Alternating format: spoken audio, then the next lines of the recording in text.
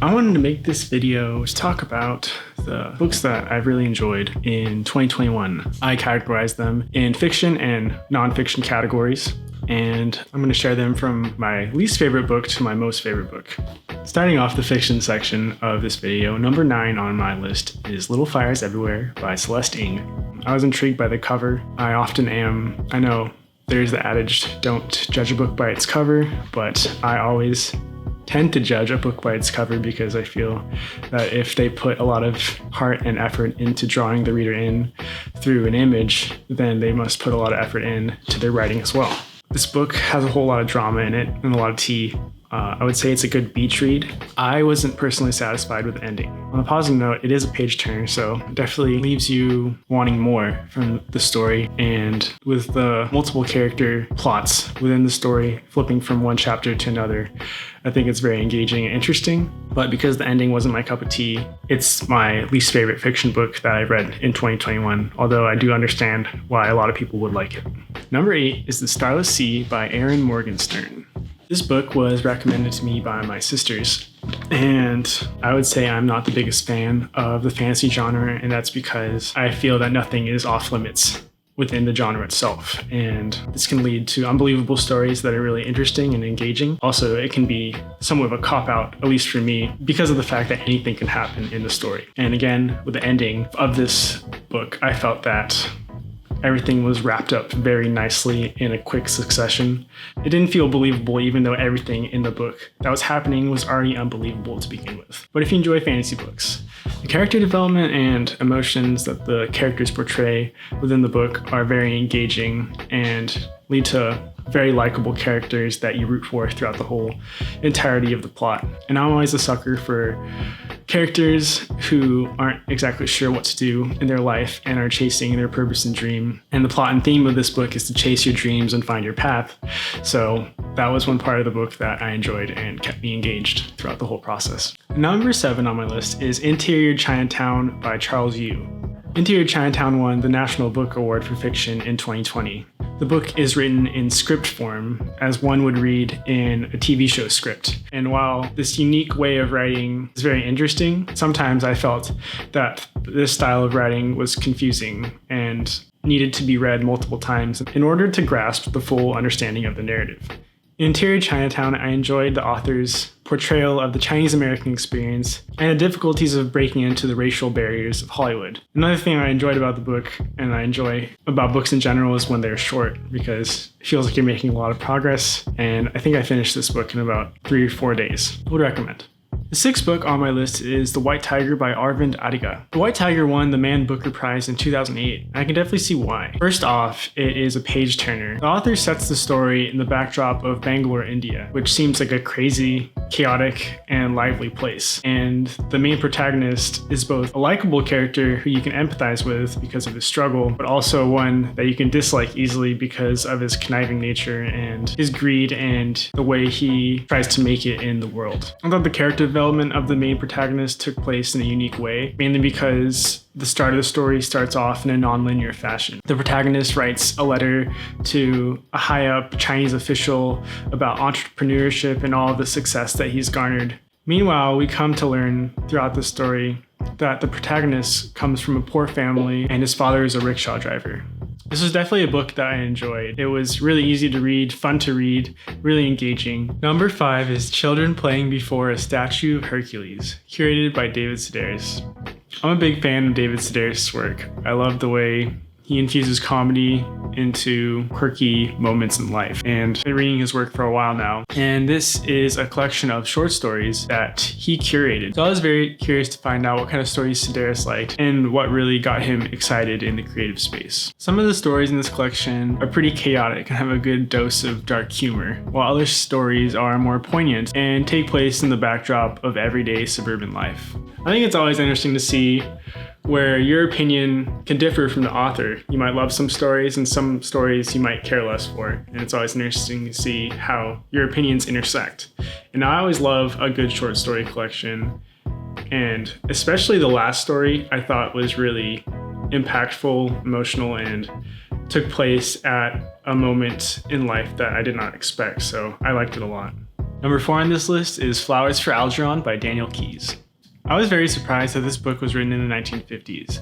I think it reads much more like a contemporary modern book. I felt that the main character was very relatable and relates to a lot of emotions that everyone goes through at some point in their life. The book captures the essence of loneliness and inadequacy, which leads to ultimately a moving and satisfying book. I would personally place this book as a page turner in my opinion, but the descriptive nature of the story leads to a very memorable book. Number 3 is The Midnight Library by Matt Haig. I really love this book. This book is definitely a page turner in my opinion, and the protagonist gets to live multiple lives that she always wanted to. This book deals with depression, second chances, and gets at what should be important in one's life from someone who's learned the lesson the hard way. In the back of the book, the author himself talks about how he's dealt with serious depression and how it helped him write this book. Although the topic of depression isn't necessarily fun, he's able to write this story in an exciting and gripping way.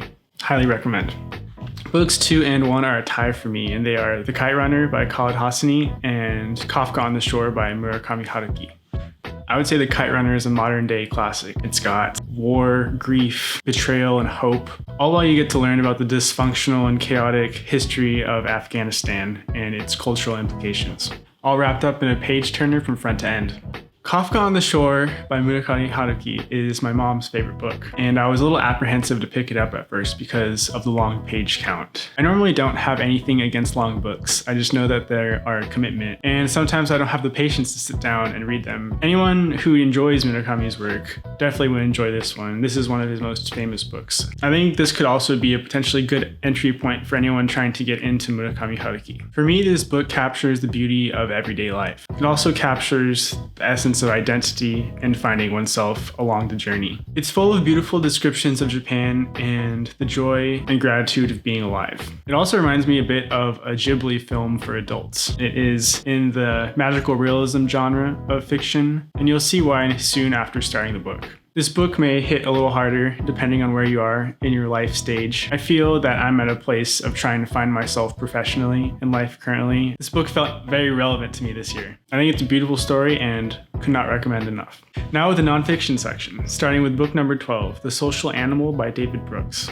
This book was recommended to me by a friend. The book tackles the concept of nature and nurture and how much that can affect our lives after our upbringings. The book jumps between formats of presenting psychological data from research and scientific studies and creates 2 fictional characters that illustrate the effects of the scientific research that is presented. I really like the way that Brooks created these narratives because it helped me digest the scientific research presented in a more memorable way that I'm able to retain for a longer period of time. This reason this book is number 12 on my list is that I felt at times that this book was a bit slow, especially in the narrative format, but overall I think the scientific research is definitely applicable to learning about both the human experience and applying it to your own life. Number 11 is Freakonomics by Stephen Levitt and Stephen Dubner. I thought this book was a really fun and quick read. The authors take seemingly unrelevant data and patterns and create an argument for why certain things happen the way they do. Freakonomics feels all over the place as the authors convey from the start of the book. It covers stories of gang hierarchy in the crack epidemic of the 80s, all the way to potential cheating scandals in sumo wrestling rings of Japan. Due to the nature of Freakonomics being all over the place, I felt that I remember the stories but not necessarily all the details that make the stories relevant. But overall, I would say that it's a very fun read, even though I'm not sure exactly how much I learned. Number 10 on my list is The Untethered Soul by Michael Singer. The Untethered Soul tackles the inner trappings of dealing with the incessant voice in your head that won't shut up. I found reading this book as an effective method of rationalizing who I am as an individual rather than the thoughts that are racing in my head, along with what my conscious is and how the outer world and how we are raised affects who we are. A paradigm shift that I had while reading this book was that the inner voice in my head is not intrinsically me. I am the observer of that inner voice. That sounds like a very strange concept, but the more you read the book, the more you're able to understand the different perspectives on what shapes identity. And while 100% of people may not agree on this concept, reading this book definitely opened a different type of thought process, which I haven't been exposed to before. The book mentions that the inner voice is like a roommate in your head that is constantly talking, whether positive or negative. And by listening and believing that you are this inner voice or roommate, it can affect your life in a negative manner. And ultimately, what I took away from that book is that I am the observer to this voice rather than the voice itself. We aren't raised to think about how we think. And I thought that was a very interesting concept that the author tackled. Number 7 is The 7 Habits of Highly Effective People by Stephen Covey. This is a great guide to getting things done. Put first things first, build solid relationships, and put yourself in win-win scenarios that increase your productivity and ultimately help you achieve your goals. In this book, there's a guide to how to break down your week, which helps you prioritize your goals and create a solid foundation for how you want your week to go, rather than focusing on tasks that aren't necessarily that important from day to day to-do lists. I decided to try this out and I stuck with it for about a month or two. Ultimately, the habit did not stick and I went back to just doing daily to-dos. Although I didn't stick with the weekly timeline, I thought it was still a good guide with easily digestible information and a lot of useful anecdotal stories that help show you how you can improve your work life and home life. Number 8 is In a Sunburned Country by Bill Bryson. I started reading Bill Bryson's work this year and definitely a big fan of the way he writes as well as his storytelling and the adventure he goes on and how he interlaces it with facts about whatever country that he's in. I think Bryson's work is great travel writing as well as a great way to learn about the culture and history of a location. I feel like this book is a good way to take your mind off things and it's easy to get lost in it. Australia seems like a magical and dangerous place, which leads to a lot of great and interesting stories. Some of the things that Bryson recounts in this book are his discovery of 20-foot-long earthworms. He eats some mysterious meats, and he even finds the oldest living creature on planet Earth. The one thing I wish he wrote more about in the book was Aboriginal life and culture. He hinted at it in his chapters, so I was expecting something a little bit more in-depth, but he never got around to it. Overall, the book is a very fun read, and I definitely enjoyed it. Number 7 is Just Checking by Emily Colas. This book is a memoir about an author with OCD, and a friend recommended this book to me, and this book is a laugh out loud book. I laughed out loud multiple times. It's a quick read, it has short chapters, it's entertaining, and also it's written in a unique style that helps you enter the mind of someone with OCD. I always find it interesting and helpful to learn about people dealing with different perspectives in life and how they overcome them or how they fail when they're trying. And this book definitely does a good job of that.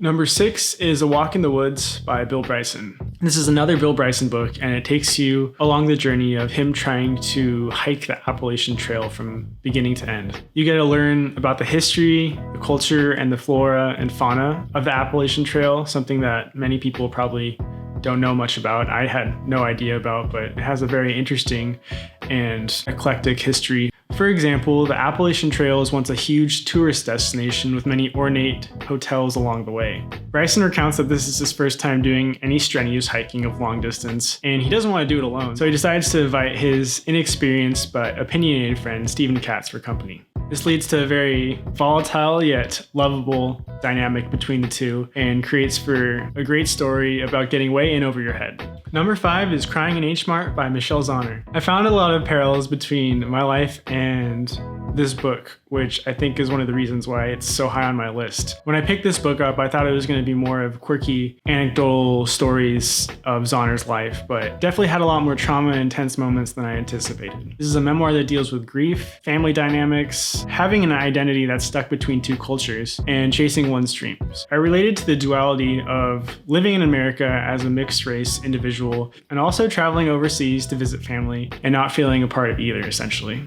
After beginning this book, I didn't really know what to expect, and I was able to take a lot out of it, and I definitely feel this is a great book for anyone who wants to feel emotions. Number 4 is Just Kids by Patti Smith. This book was recommended to me by a friend, and the writing has a very poetic quality that carries throughout the whole book and makes it a really unique reading experience and also a very beautiful one. This book is another memoir about Patti Smith and her relationship with her lifelong friend and famed photographer Robert Mapplethorpe. And it takes place in the post-beatnik era of New York City.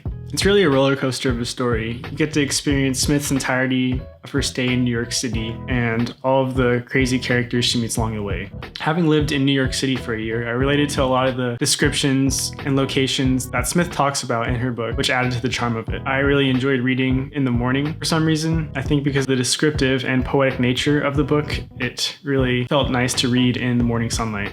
This memoir exemplifies both the artist's struggle and the continuation and persistence of creation. There are many ups and downs in this story. Smith starts out as someone barely getting by and scraping pennies together to make ends meet. And by the end of the story, she's a very famous singer, poet, artist, and writer. The one aspect of the story I wish delved into more detail was the transition between rags to riches felt very sudden, but it could have honestly taken place like that, so I don't know. Who's to say? Anyways, it's a really wonderfully told story, and I found it a great read. Number 3 is The Glass Castle by Jeanette Walls. This was my favorite memoir that I read this year. It's a true story about a dysfunctional family that has little to nothing but makes the most out of everything. They're eccentric and inventive and would no doubt have many faults of their own. It's a very frustrating and sad story at times, but you can't help but love the family and their intricacies. Walls' account of her experience in this book is both beautiful and sad. The Walls family travels across the entire US, hitting the West Coast, East Coast, and spending a lot of time in the US desert. This book deals with love, hardship, suffering, moments of beauty, family of course,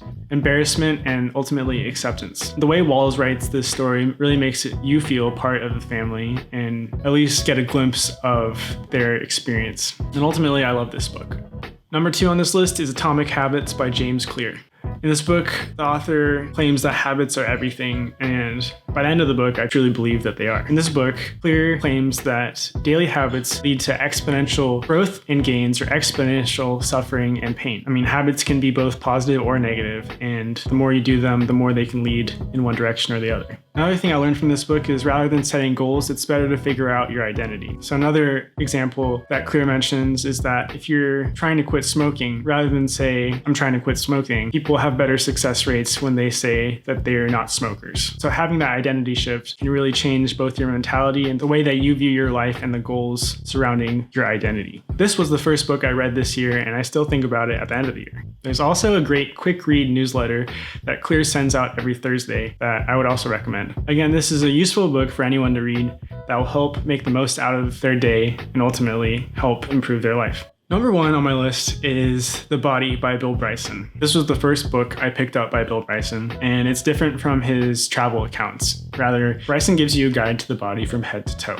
I mean, it doesn't sound like it's too much of an interesting book. We all learned about anatomy in high school. How interesting could the body truly be? Chapters range from the pancreas, parts of the brain, how pandemics start, nervous system, from exploring the skin, how cadavers are practiced around the world, and how cultural implications affect cadavers, how governments are holding back the progression of epidemic cures. I found every chapter interesting in learning about the body and the mind. By picking this book up, we could all benefit from learning a lot about our body.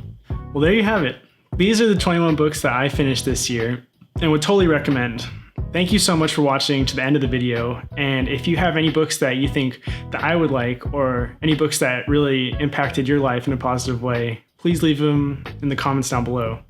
And until next time.